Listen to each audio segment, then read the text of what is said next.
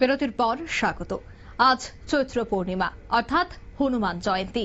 রাজ্যের প্রত্যেকটি হনুমান মন্দিরে চলছে সকাল থেকেই বিশেষ পূজার্চনা। আজ রাম ভক্ত হনুমানের জন্ম হয়েছিল, তাই এই দিনটি পালিত হয় বছরের প্রথম হনুমান জয়ন্তী হিসেবে।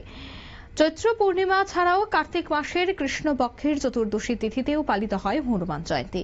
হনুমান জয়ন্তীতে বজরংবলীর আরাধনা করার শুভ সময় পড়েছে সকাল 8:02 থেকে চলা বিকেল 12:24 পর্যন্ত।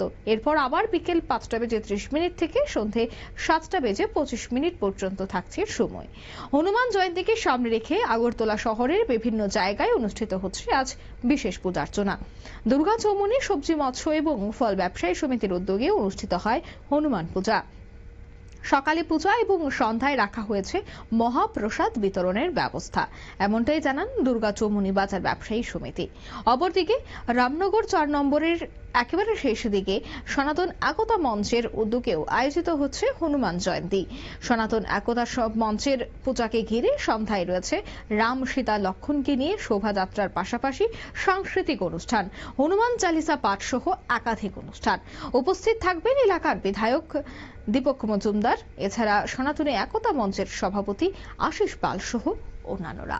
সে বিষয়ে কি বলছেন তারা শোনাচ্ছি।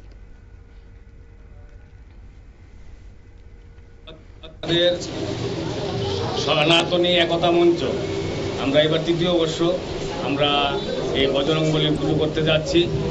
আমাদের পুজো শুরু হয়ে গেছে, আর বাকি আমাদের অনুষ্ঠান সন্ধ্যার সময়। আমরা সন্ধ্যা আরতির মাধ্যমে আমরা 2য় পর্বের অনুষ্ঠান শুরু করতে যাব।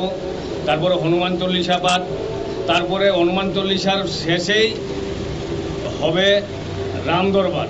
রাম, লক্ষণ, সীতা, হনুমান নিয়ে একটা প্রসেশন হবে আমাদের এই এলাকাতেই। তারপরে আমাদের সাংস্কৃতিক অনুষ্ঠান, পাশাপাশি আমাদের প্রসাদ বিতরণী আমরা সন্ধ্যা 7টা থেকে শুরু করব। আমরা যতটুকু কন্টিনিউ করতে পারি রাত্র 11টা 12টা যাই বাজে আমরা আছি। আপনাদের সহযোগিতায় আপনারাও আসবেন এবং আপনারা শুনলেন তাদের বক্তব্য।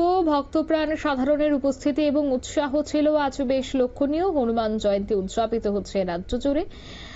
ধর্মীয় ভাবাবেগে হনুমান জয়ন্তী উপলক্ষে বিশেষ পূজার্চনা অনুষ্ঠান অনুষ্ঠিত।